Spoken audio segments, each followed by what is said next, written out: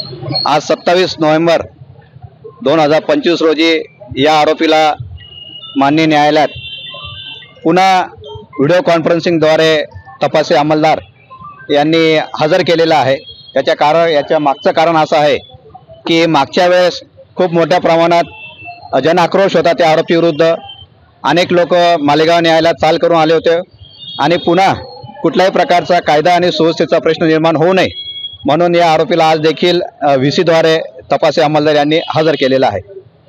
यामध्ये तपासी अंमलदार यांनी पुन्हा काही मुद्द्यांवर आरोपीचा 4 दिवस पोलीस कस्टडी रिमांड मिळावा असा विनंती अर्ज remand report police custody remand report माननीय न्यायालयात सादर करण्यात आलेला होता। त्याच्यामध्ये पूर्वीची जे काही कारणं होती त्या कारणावरूनच ज्या गुन्ह्यातलं जे काही हत्यार आहे ते अद्यापही आरोपीने काढून दिलेलं नाही आहे। त्या रिकव्हरीच्या ग्राउंडवर हत्यार जप्ती करण्याच्या कारणावरून पोलीस कस्टडी रिमांड आज घेण्यात आला आहे। दुसरं ग्राउंड असं होतं की या कृत्य करण्यामागे आरोपीला कोणी कोणी मदत केलेली आहे तर त्याला कोणी साथीदार आहे का या तपास करण्यासाठी देखील पोलीस कस्टडी रिमांड घेण्यात आलेली आहे। त्यानंतर असे कृत्य करण्यामागे आरोपीला मदत कोणी केलेली आहे का या गुन्ह्यातले जे काही FSL रिपोर्ट आहेत ते कलेक्शन बाकी आहे। तसंच सूक्ष्म जे काही एव्हिडन्स आहेत ते देखील कलेक्शन बाकी आहेत।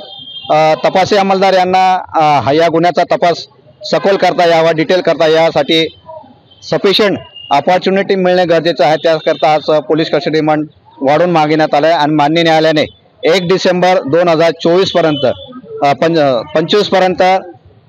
25 पर्यंत या आरोपीचा 4 दिवस पोलीस कस्टडी रिमांड पुन्हा वाढवून देण्यात आलेला आहे।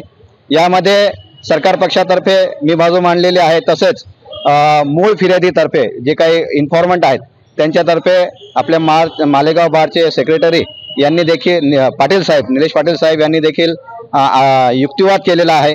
आरोपीकडनं आरोपीला देखील लीगल एड मार्फत वकील पुरवण्यात आलेला आहे, परंतु त्याचं नाव डिस्क्लोज करता येणार नाही, त्यांचा देखील सुरक्षेचा प्रश्न आहे।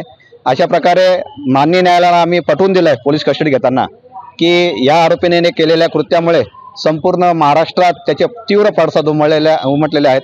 अनेक ठिकाणी त्याचे कॅन्डल मार्च काढण्यात येत आहेत, निदर्शनं होत आहेत, रास्ता रोको करण्यात येत आहेत। म्हणून हा गंभीर स्वरूपाचा विषय असल्यामुळे अतिशय कोल्ड ब्लडेड आणि ब्रुटल असा मर्डर असल्यामुळे त्याला पोलीस कस्टडी रिमांड वाढवून देण्यात यावी अशी विनंती करण्यात आली आणि माननीय न्यायालयाने 1 डिसेंबरपर्यंत पोलीस कस्टडी रिमांड दिली।